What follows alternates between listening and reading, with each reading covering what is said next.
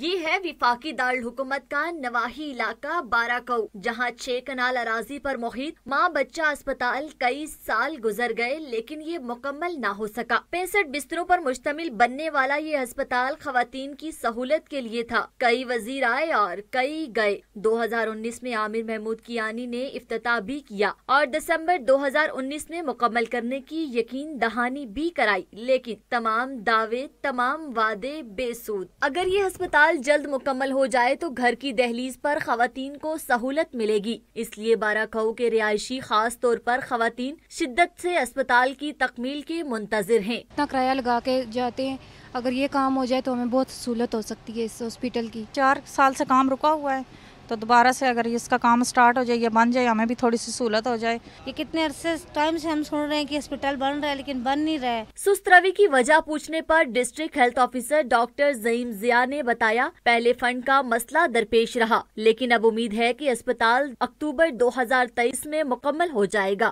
Camera مین اسد اللہ بھٹی کے ساتھ عریشہ صغیر، ڈان نیوز، اسلام آباد۔